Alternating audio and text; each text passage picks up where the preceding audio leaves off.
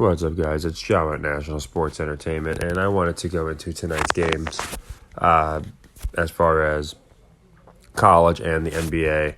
And tonight we have a little more, I'd say, not as many games, but some better spots. I found this interesting because I thought it would have been fixed. Usually these things are fixed immediately. Maybe there's some kind of cryptic signal being sent out, but I think Patrick might have the wrong script. Because I don't know what happened in the 1983-84 Super Bowl with the Redskins and Dolphins, but I don't remember any of these issues coming up. So he might want to fix his titles.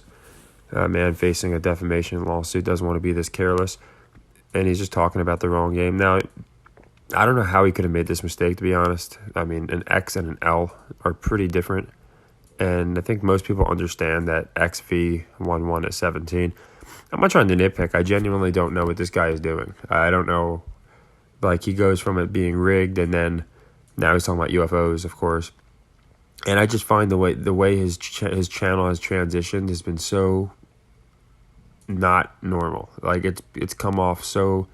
He's all over the place, which I know what that's like. I do cover a wide array, of topics. It's just the way he's coming off. It's almost like, I have to hit this narrative. He also just seems to exploit algorithms. But again, I think his job is just to defend the NFL. So here they're coming out. And again, I said this. In this regard, the NFL is going to play the villain. Because they can make Goodell the villain, right? People think of the NFL and they think, well, they want to make themselves look bad. There's no such thing as the NFL. It's a fake entity, just like the WWE. They are a bunch of individual people and individual teams who collectively file under one entity. So that's the reason they took the sports entertainment for the tax purposes. People keep saying, not people, the very few that I think it's still real, like that watch Pat and the others. When they're presented with this argument, they'll say, oh, well, they filed as sports entertainment. This is what Pat says, for tax purposes. Well, Vince McMahon doesn't get tax relief because he's sports entertainment. It has nothing to do with that.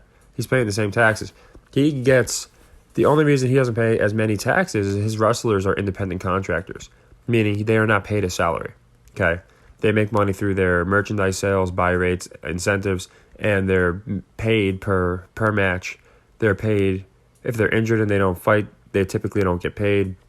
This is why the other companies, WCW, they all failed. They started giving contracts to wrestlers, and they realized, hey, once they get their money, they don't give a shit. So this is the reason the NFL, in my opinion, is jumping out. I don't want to spend too much time on this. I do find little things like this weird when it's been a full day and this man still wasn't corrected, Super Bowl 17, unless he's trying to tell us something. And then they got some other talking points. And he did go over the hold. I told you guys I didn't think he was going to crucify anybody over the hold, the no hold, whatever you want to call it. I think it was a hold. I think it was an intentional hold, to be honest. But you can see he really did not go into it. He goes into it here, and he goes into the grass. And again, I could be wrong, and now he's going into, we have no idea what a catch is. And that's another thing. So now he's basically saying, okay, we need to learn as fans, or we need to read the rule book. Because the NFL rule book is ridiculous, by the way. I've looked into some of these rules. There are rules that they could call on any play. It'd be like the freaking, the Logan Act that they used. They hadn't used it in 250 years, and they're like, let's use it on Flynn. That's kind of like how these rules are. They could pull out a random rule any play and just technically, legally call that rule. So as far as a catch, that's why I think it's becoming such a joke as far as what's a catch, what's not a catch. Last week, better possession, same thing, not a catch. You have Calvin Johnson. And those are the things I want people talking about. Because that doesn't really show a rigged, scripted league. It just shows people... It actually divides the fans. It's actually a smart way of doing it. Because you're going to have people arguing, no, it's a catch, or no, it's not. So, I haven't watched those videos, but they're just, again, all distractions. UFOs, all these things. And distracting us from one thing, and that's DeMar Hamlin. And I have a video where we'll be going deeply into DeMar Hamlin. So now we got Magic at Raptors. And this one, today they're all leg twos, by the way. Leg two, leg three. Just because, again, I want to close what we have. And I like these plays. I like the Magic cover with the possibility of a win. Now, I would say more people might be on the Magic because 7 points is a good bit. Toronto has not proven themselves to be a great team. But I really think they want the Magic in the hunt here. And by having a win and a Raptors loss, that's how you do it. Raptors are ninth, so they're not in peril of falling right out. I still don't think the Raptors make the... I don't think they make the playoffs. But I think they're going to finish like 11th or something, maybe 12th.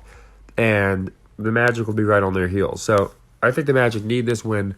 So I'll take them with the points as a backup.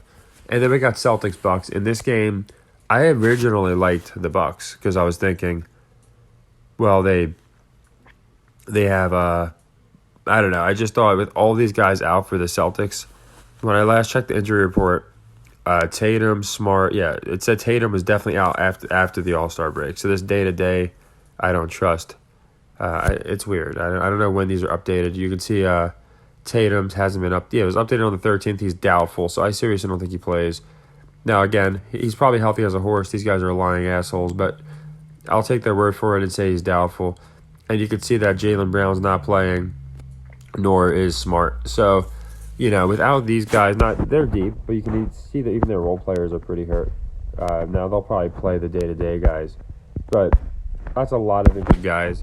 So when I saw that, I'm like, well, man, everyone's going to be, even with that many points, I felt like people would be taking the Bucks -9 because who realistically for Boston is going to do much here? Like, I don't see people picking the Celtics. People will take a team because of their name, like the Warriors. That's because they have some guys like JP who can step up, and they still have like a Clay in there. In this case, you don't have anyone. So I do think that the Celtics cover because more people are going to be on the Bucks in this game. Kings, Suns, I like the Suns. I know a lot of people are telling me, watch out, don't sleep on the Kings, and I'm not. But I do think that teams like the Suns, teams like the Mavs, I think those teams, Clippers, I think those teams are at least going to flip the Kings. Unless they want the Kings, like the Cavaliers, to finish with a high seed just to make more interesting playoff matchups. But I think, again, I think they want to show us, again, nothing's happened to the Suns. They traded away a role player, 2 role players, actually. And they got KD. And I wonder if, when he shows up, they don't look as great right away. But there's really no excuse for it. I think what they're trying to do is repeat the Warriors. When he was on the Warriors, he's playing with 2 very similar players. Not that Paul and Curry play alike, but he's got a point guard who knows how to pass. He's got a guy who's dangerous when he's one-on-one in Booker, and that's going to leave him a lot of one-on-one matchups. I don't see a way for them to explain away these 3 failing. They can explain away Luka and Kyrie failing because they play nothing alike, but this one makes no sense. So then we get to the Warriors, Clippers, and here I like the Clippers cover. I think they had the Warriors look really strong in the last couple games, and on purpose. Really good. Even at home, they looked good. Of course, the Lakers won. We called that one Lakers. We actually called the Blazers too. Just because, in my opinion, there are games that it made more sense for the Warriors to drop. But you see them just blow out the Thunder, beat the Mavs. They've been on a nice little streak as far as last 10. And they just did pretty well, I'd say rather well against the Wizards. So I think people, again, are naturally going to take Golden State like people naturally take Kansas City. And I think it's a good game to establish the Clippers here. They just got Bones Highland, not a giant trade. But those are the kind of trades I look out for. Sometimes they're small trades. The blockbuster ones, a lot of times, nobody from the blockbuster trade goes to the finals. But these small role player trades wind up making a big difference. Not always, but often. And this one is Washington-Portland. And for the Washington-Portland game, both of these teams, it's interesting because basically Washington is my Portland of the East, only I don't think they're as good. But by that I mean I think that Washington will be a play-in team or a playoff. They'll be a play-in team. But my point is, and I think they might win their play-in game as well. And just go a little farther than people expect. I feel the same way for the Blazers. The difference is the East is way thinner. By that I mean you can see the Magic are only a game and a half or 2 games behind being in the play-in. And right now the Blazers are right outside, whereas the Wizards are actually in 10th place. I just feel like with only 2-3 teams nipping at the heels of the Wizards, Whereas the Blazers are competing with the Lakers, they're competing with the Wolves, they're competing with the Jazz, they're competing with, you can argue, basically every team that's within 2-3 games of them is like, and that's why I keep including the Kings, because the Kings are only like 3 games ahead of the Mavs and those other teams. My point is, I think you need, they're obviously stacking the West and making them look really good. So I think that their 10th seed is going to have close to a 500 record. Whereas in the East, I feel like the 10th seed is not. They're going to stack like the top 3, like the Celtics, Sixers, and Bucks, in my opinion. The West, they're stacking everybody. So that just seems to be the trend. And it's interesting because I've noticed it in college too. At college, the Pac teams, the teams that, further west, seem to be the ones that get stacked with the higher scoring type. Just look at the Pac-12 in football. So, yeah, I like the Blazers here to cover, and I think they win. So, just to run over, and I'm going to show you guys the exact units, don't worry. So, again, I like Magic cover. I do like Celtics cover. And then I like Suns, Clippers, and Blazers cover. We're also playing some college. But, so here we go. You can see Clippers cover is a leg 3. And it's a leg 3 because I think it's the best play we have, to be quite honest. The best NBA play we have. You can see Notre Dame, I made a leg 3. This is for our 2 losses yesterday. Rockets didn't cover. UNC didn't cover. So I got Notre Dame covering Duke. I think A, a lot of people are going to be on Duke, and B, Notre Dame is very, very bad against the spread. So again, yesterday you can see it doesn't always work out, but more often than not it will. Then we got Boston College covering Pitt, leg 2. Another one where Pitt is 76% against the spread. So they start winning a couple more, they're going to enter that territory where you're defying historical norms. I just don't see it. Then back to the NBA. We're only playing those 2 college games. Like I said, it's not that we have a bunch of plays today, but I like our spots a lot better. I do like getting Suns cover Kings, Bucks cover Celtics, and Magic cover Raptors, all leg 2. And again, this one I had last night as before I did this video today, before I started. Last night I had Celtics. Bucks, like I told you guys at the beginning of the video. But when I woke up, I just decided I just don't understand why it's still at 9 with all of these injuries. People are going to at least see that these guys are hurt. They're going to know that they're not playing. It's not like they're guys that are going to be ruled out the last minute. These individuals are definitely not playing. So I just don't see the public taking the Celtics here. So that's why I changed up. Last night going to sleep, I liked the Bucks, and then when I woke up and started doing my video, I'm like, I think the Celtics. So, yeah, that's why I do everything live. I think it's best that way. If there's something I noticed, then I'm able to get it out there, for people to see. A lot of times you put something out 5 minutes later, you think of something.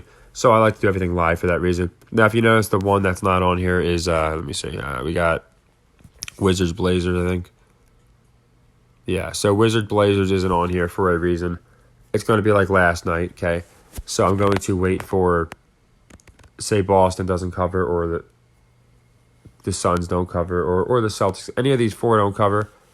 I'm going to make Blazers a leg 3, just like last night. So it's the same principle as last night. Last night, we made 2 of our leg 2s a leg 3, and we split them. Ideally, we get them both, but we split them. I'm hoping tonight we do better with our leg 3s.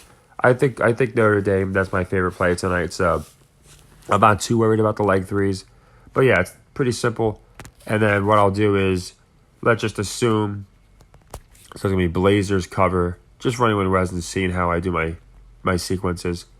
And again, this is going to be leg 3. So all we do, and that'll be for 4 units. So all we do here is, let's just say hypothetically, the Magic don't come through. Then all we do is this becomes leg 3 of that, okay? Say the Magic do come through, but the Celtics didn't.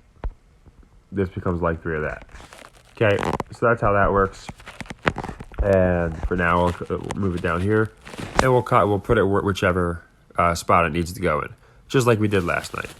So those are our plays. Like I said, nothing crazy, but it's all about closing sequences. And I do think that, okay, so these are the ones. Yeah, these are the same ones. So you could see, I even put him here. So the second I saw him, I put him here as well. And you could see, again, this was last night. And a lot of times, you just think about something a little bit and it doesn't make sense. And last night, like I said, if I did this video last night, I would have had bucks out there. But that's why I like to literally sleep on them, because it does make a difference. I think it does. For me, it's helped instead of rushing them out. So, yeah, I do like the Celtics to cover. And then this was yesterday, obviously, or not yesterday. This is a continuation of yesterday. That's why Hornets cover Nuggets didn't come through. We got a leg too. I think that was the day before. UNC was yesterday. So hopefully Notre Dame comes through today. And again, it's metrics. It's the odds of both of these teams losing and finishing X amount against the spread. So it's a lot of metrics, but we're doing well. We're closing out sequences. And I thought this would be a good way, just so you guys could see. Here's where it starts. It starts right here with the San Diego. And so it's a total of 7 plays. And I think we do really well. So that's really it. There's a couple other things I'm going into. That's why I haven't been able to put out as many videos. As I said, March, I'm going to be going into, I have an interview. I think you guys will like it a lot. And I've also been going into other videos regarding things that haven't been talked about, and they should be. So I do appreciate everybody's patience, but I always like to get our picks out and our recaps. We're doing well on the recap. As far as, like I try explaining all the time, we lost a 3-legger, which is 7 units. And we did not have a great night, like 2 or 3 below 500, but we still closed 6 units. We only needed to close 7 sequences to nullify a 3-leg loss. So that's even on a bad night. You see how easy it is to mitigate and completely negate a 3-leg loss, and that's the whole purpose. So yeah, that's our picks for tonight. I think we continue doing well, and take care and happy earnings.